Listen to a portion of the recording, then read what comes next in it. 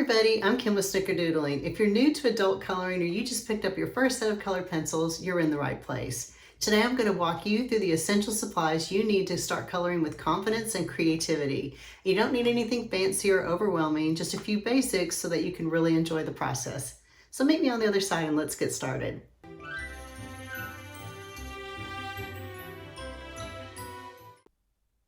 Before we dive into the details, here's a quick overview of what we'll cover in this video.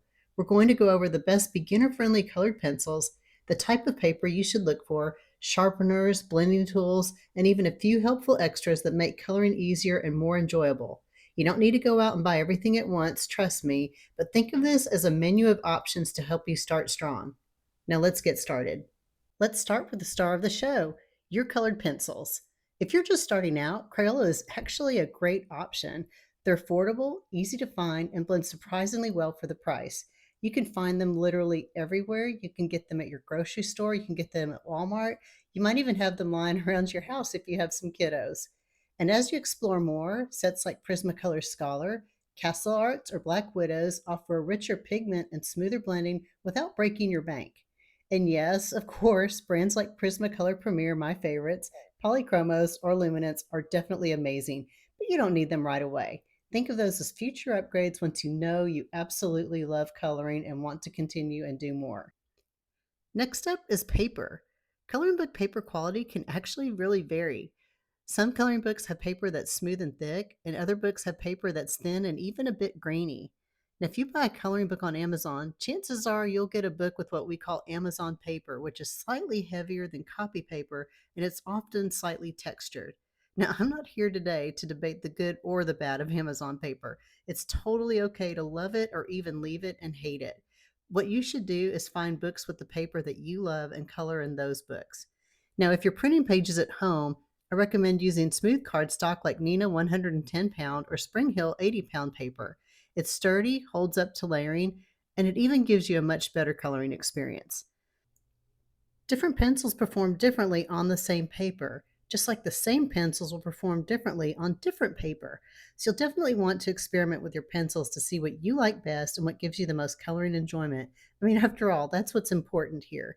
And remember, good paper actually makes cheap pencils look better and expensive pencils shine. Let's talk pencil sharpeners. A good sharpener is a must-have. Look for something that sharpens to a clean point without eating up your pencils. You don't have to spend a lot of money to get a sharpener when you're just starting out. I like handheld sharpeners like the T-Gal, but my favorite is a good old electric sharpener like the AFMAT, and it has this wonderful auto stop feature so it won't over sharpen and chew up my pencils. Now, it's important that you sharpen your brand new pencils before using them since there's a waxy film coating that protects the lead of the pencil in the shipping process, but sharpening your pencil before using it will remove that coating easily. Now remember, dull pencils can tear paper or make it harder to get clean detail, so this is one tool that's totally worth having. Next, let's talk about blending. Blending is where the magic starts to happen, and you don't need fancy tools to do it. For beginners, a white colored pencil is one of the simplest and easiest ways to blend. This is also my favorite method, by the way. You can also use a colorless blender pencil, which smooths out color without adding any pigment to your page. Other options might include blending stumps, cotton swabs, tissue, or even a soft makeup sponge you might have lying around. Now, when you're ready, you can move up to blending with mineral spirits for a very smooth blend. Just try not to blend outside the lines like I did. Now, the goal is to gently blend two colors together and soften the harsh lines between those colors. Try out different methods and see what feels right. Like everything else with coloring, there's no wrong way, just what works best for you. Let's talk about a few helpful tools that will make your coloring experience a whole lot easier and honestly more enjoyable. First up, the electric eraser. This little guy is amazing for cleaning up tiny mistakes, like when you accidentally go outside the lines or want to lift off a bit of pigment to add a highlight. I like using it on small areas to create that pop of light, especially on round objects like pearls or bubbles. Just a light touch is all it takes, and it's much more precise than a regular eraser. It works best with wax or oil-based colored pencils, especially if you don't press too hard when coloring. Next, pencil extenders. If you're like me and you hate wasting any bit of your pencils, then these are a must. When your pencils get short, they're hard to grip and then you lose control. Pencil extenders will let you use up every last inch, and they help maintain that comfortable grip so your coloring stays consistent. They're especially handy with expensive sets because let's be honest, we want to get every bit of use out of those premium pencils. And finally, a soft makeup brush. Yep, the same kind you use for powder. I keep one at my desk at all times.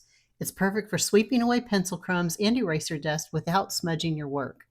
Blowing on your page can sometimes leave little specks of moisture, and using your hand can smear pigment or oil onto the page. Trust me, this has happened to me before. This soft brush solves all of that, and it's just one of those little things that makes coloring feel extra peaceful and polished.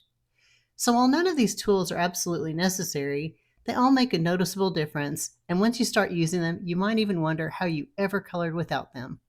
And that's it for today's beginner supply guide. I hope this helped you feel a little more confident about where to start and what you really need to enjoy coloring with pencils. If you found this helpful, be sure to give it a thumbs up and a subscribe. I'll be walking you through coloring techniques, blending tricks, and fun ways to build your skills in future videos in this series. If you're ready for the next step, check out the next video in the series where I'll show you how to pick the best colored pencils for your style and budget. Happy coloring, everybody!